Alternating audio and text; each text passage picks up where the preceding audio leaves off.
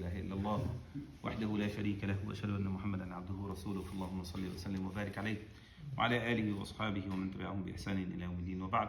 Inshallah, we're going to take around 5 minutes or 10 minutes maximum, inshallah. We're not going to make it long. But tonight, inshallah, we're going to start talking about fiqh. Fiqh is the Islamic law.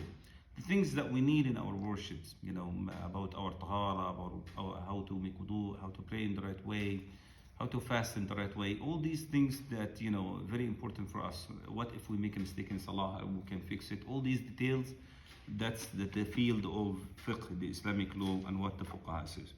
The first chapter here in fiqh is about, purity and impurity. It's very important to understand that because this is we're gonna use it in how to clean yourself. What are the things that can break this, purity or the wudu or tahara you have. So we're gonna talk about all that. They said that the Muslim must know first about the purity. What are the types of pure water that we can use for wudu and for showering? They said that in the general sense of the word, all the water that we have is pure water. And they put a rule for that. They said the water is known to everybody. As long as the water does not have any smell, that does not have any taste, it doesn't have any color, so this water is good and fresh. And they give examples to that. They said the first example of the water that is pure, and they have a very technical word for it. It's called tahur. Tahur is a water that it's pure in itself and it can be purifying for other things as well. You can use it to purify other things as well. They said within this category comes the water of the rain.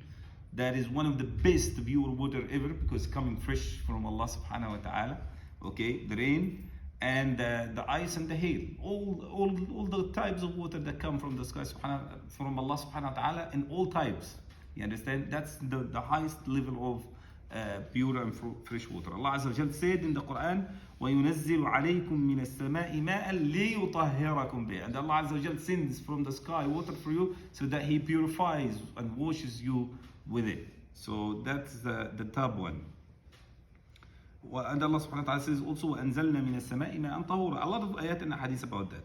And also the dua, subhanAllah, that the Prophet ﷺ used to say in the beginning of the salah when he says Allahu Akbar. There is something called dua al-istiftah, the opening dua. It's sunnah to say that. You don't have to. But one of the forms of it has a lot of forms. One of the forms of it is when the Prophet ﷺ says, Allahumma ba'id bayni wa bayna khatayai. Oh Allah, make it so far away from me, between me and my sins. Make my sins go far away from me. كما بعدت بين المشرق والمغرب. As far it is between the east and the west. Make my sins away from me. اللهم نقني من خطاياي كما ينقى الثوب الأبيض من الدنس. Oh Allah, wash me from my sins as the white cloth is washed and comes back to the bright color again. اللهم اغسلني من خطاياي بالماء والثلج والبرد. Oh Allah, wash me from my sins with water and snow and ice. Make me so clean like that. So when the Prophet ﷺ is making the dua, he used the three types of, forms of water that come from the sky from Allah subhanahu wa ta'ala. Also the second type is ma'ul bahr, the river water or the ocean water. All these, body waters on the earth are so pure. Because the Prophet Muhammad ﷺ, once he was asked, a man said, Prophet of Allah, sometimes we ride the sea like ride a ship and go on the sea. ونحمل معنا القليل من الماء. We have very little water. فإن توضأنا به, the fresh water we have, if we make wudu with it while we are in the sea, which is salty water, عطشنا, then we run out of water and we get thirsty. So what shall we do? أفنتوضأ بماء البحر. Is it okay to make wudu with the water of the ocean and the sea, the salty water? The Prophet ﷺ said, هو الطهور ماء. Yes, its water is clean. الحل ميتته, and its dead animals is edible. You can eat them, like the dead fish. If you catch a fish, do you slaughter it first before you eat it, or you just let it die and then you cook it after that? Let it die. You don't say Bismillah Allahu Akbar and slaughter the fish. Nobody does this. Why? Because the fish, is okay to be dead, and you eat it dead like that. You understand? So that's what the Prophet ﷺ said in the hadith. Also, Ma' Zamzam, one of the top pure water, because it's spring and coming, tahur also. And we have also, if you have a body of water that stays like a pond or anything like this stays for a long time, as long as nothing is thrown in it that it changes it, then it should be okay. Like if you have a lake or any pond or anything like that, as long as it's not changed, the color or the taste or the smell, then it's okay to take from it and to make what? Wudu. That's fine. But if it's changed, then you cannot use it. Also, they add another thing. The water that's used. Let us say I'm using the water to make wudu, right? And then I didn't have enough water to finish my wudu, but the water I'm using, it fall down in a bucket or anything. So I can use this water to finish my wudu with it. It's fine. Why? Because the idea that the water touches your body, it doesn't make it unclean. It's still clean and fresh. Why? Because the Prophet ﷺ, when he met one of the Sahaba, and the Sahabi was junub, like he has to take a shower. Like he had it with his wife, and he must take a shower. So the man sneaked away. When he saw the Prophet from far away, he doesn't want to meet him, so he went from another way. So the Prophet ﷺ, once he saw him next time, said, I saw you, I tried to give salam to you, but you went away. What happened? He said, I was not pure at that time. فَخَشِيتُ أَنْ أُسَلِّمَ عَلَيْكَ. I was afraid to give you salam in this way. So the Prophet Muhammad ﷺ said to him, Subhanallah, glorified be Allah, إِنَّ الْمُؤْمِنَ لَا يَنْجُسُ أَبَدًا. The Muslim will never be impure. Never. See? Even if we need shower and everything, but don't say I'm najis, I'm impure. No, don't say this word. It's not supposed to. Why? Because here the Prophet is talking about the iman and the belief makes you pure. Even though technically you need to take a shower, but that doesn't mean that you cannot give salam, say salamu alaikum, alaikum salam. You can say the word, the name of Allah on your tongue and say it. It's fine. The only thing is you cannot read the Quran or touch the Quran. Yes, we're going to come to this point. No, and you cannot stay in the masjid like that. These are the two things you cannot do. You cannot touch the Quran or read the Quran while you are impure, junub, the shower. No, we're not talking about the wudu now. We're talking about somebody who had sex with his wife, for example, or he had a dream. He cannot touch the Quran. We come into this point. Or he cannot stay in the masjid or pray like that, okay? But can I touch the Quran while I don't have wudu? This is a matter of disagreement. We have two teams of scholars. That's not the time to say that, but let's keep and get to that since the question came to your mind. We have two teams of scholars. One team says you need to have wudu to touch the Quran based on the ayah la yamassuhu illa al-mutahharun. It's not touched except by the purified ones while talking about the Quran. But the other team said no, this ayah is not talking about the Quran we have in our hands. It's talking about the Quran in the preserved tablet over the seven skies. And he is touched by mutahharun, the angels. The ayah is talking about the angels. So the context is different. It's not talking about us anyway. See? And he said the Prophet never told the Sahaba you must have wudu before you read Quran or before you touch the Quran. They never brought that into attention. So by default, it's fine. Yes, it is sunnah, or it is better, if you can say, to have wudu before touching the Quran. But let us say I touched the Quran without wudu. Is this haram or a sin? No. No. So it's highly recommended to have wudu before you touch the Quran, but it's not obligatory or a must. Okay, and that's actually, I go with this opinion. Why? Because sometimes you are traveling and you broke your wudu and you have the mushaf with you and the small mushaf in your pocket, and you want to read because you have a long journey. What you gonna do? Stop reading because you don't have wudu? No. Open the Quran, read from it. It's fine. It's not haram. But it's better if you are home and you want to read Quran, go make wudu and read Quran. You understand? So these are the types of water. What about if the water is mixed with something else? Something else, but something else that is pure in itself. For example, you use a soap to wash your hand, right? And this soap just dropped in the water that you're going to use. Okay, so you take it out, okay? The water changed a little bit, but it's still, you can tell that this is water, okay? So that water is still okay to use. Since mainly it is still water, then this is fine. But what if somebody put some other liquid and added it to the water, so that liquid it changed the color totally and the smell and the, if a brother bring the flour to make dough, and he put a lot of flour in the water and he mix it. So can I say, oh, this is still kind of liquid and make wudu with it? No, he's changed the nature of the water by adding, different stuff. Or a brother put some vegetables and some onion and cooked them on the fire with the water and then became soup. Can I make wudu with this soup? He changed the nature of the water. It's not water anymore, you understand? So when you add something to the water and change it totally, then it's fine. But as long as it's mainly still water, but some little change happen, then it's fine to make wudu with that thing. What about chlorine? What about what? Chlorine. What is that? They'll add that in water because Water cleaning agent. What? The chemical they use called chlorine. Chlorine. Chlorine is fine. It To purify the water. It doesn't change the nature of the water. You can still see the water pure. But sometimes it might have a smell depending on how much they use. My what? It might have a smell. A smell. Yeah. Depending on how much they Smells use. it already. Yeah, okay, but this smell, as long as it's not strong and it doesn't change the nature of the water again, like Okay. it doesn't make it sweet, it doesn't make it sour, it doesn't make it salty, it doesn't do that to it. Well, It's a very tiny smell that doesn't It change. does sometimes. When they first do it, it does that. But over time, as it's decreasing the chlorine, then it stops. Yeah, okay, again, as long as it doesn't change the water mainly, then it should be fine. When we're gonna talk about it, when you find, for example, if I put a lot of sugar in the water and then I'm drinking it, so that's not water anymore. Or a lot of salt, or a lot of spices, and then I'm drinking it. Or tea, some herbs, and then the thing changed. That's not water anymore. You understand? طيب. This is about the water.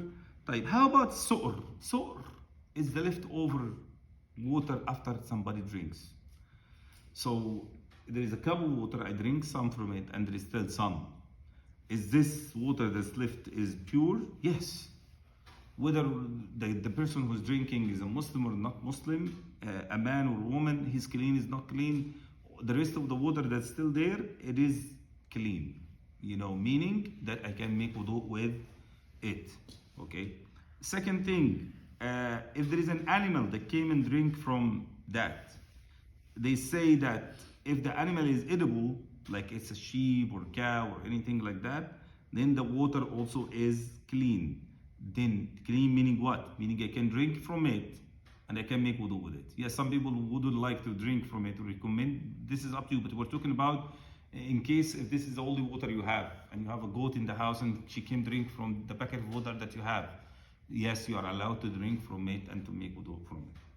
طيب, what if the animal is not an edible animal, like a mule or a donkey or a horse or anything like that? Dog is different. We're gonna come to the dog. Wait, that's a different category. Don't mix.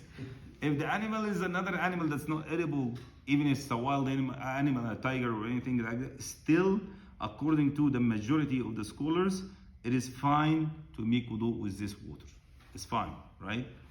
When it comes to a cat, 100% is clean, because the Prophet ﷺ was asked specifically about it, about the cat, and they say, Prophet of Allah, we have cats coming in and out, and we doubt sometimes they drink from the same water that we drink. So the Prophet Muhammad ﷺ said, إنها ليست بنجس. They are not impure, like meaning it's okay. إنها من الطوافين عليكم الطوافات. They coming in and out, it's fine. The Prophet said that. When it comes to the dog or the big khanzir, okay, in this case it's totally haram to drink or to make wudu from this water that they drink from it. Why? Because the Prophet Muhammad said about the dog, إذا شرب الكلب في إناء أحدكم فليغسله سبعا. When the dog drinks from the bucket or the bowl that you drink from, let you wash it 7 times. One of them must be with dust to kill the germs and to clean it. Okay, so there is one specific text about this, specifically about the dog. And when it comes to the khinzir, we know that the khinzir is all haram. So same thing goes for the saliva of it when it comes in the water. So it's haram to it's not allowed to make wudu or to drink from this water that it touches.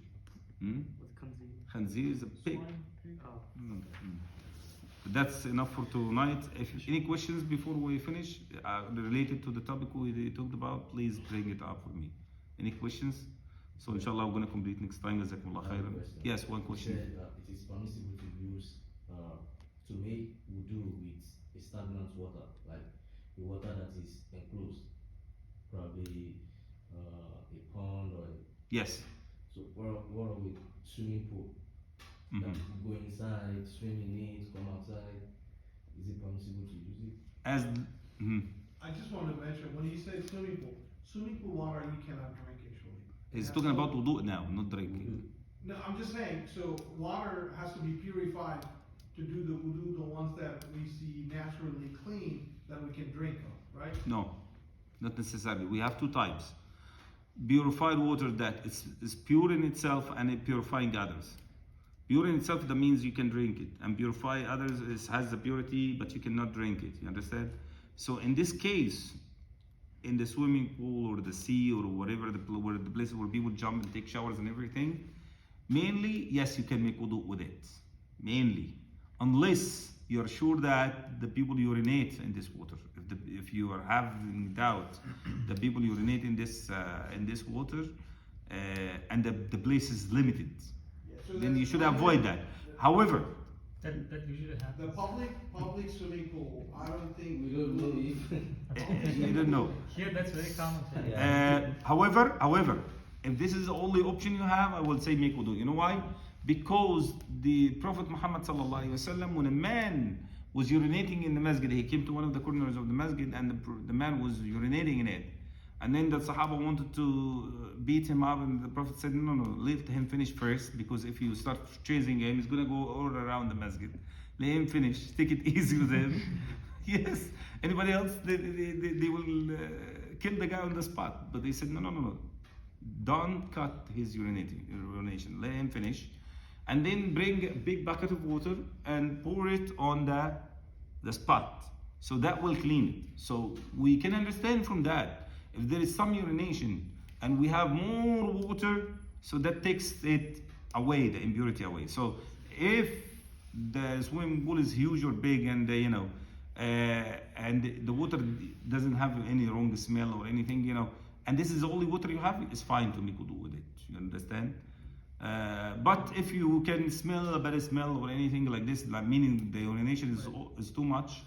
Same thing when they asked the Prophet ﷺ about bi'r, a well that was deserted, they don't drink from it anymore. Why?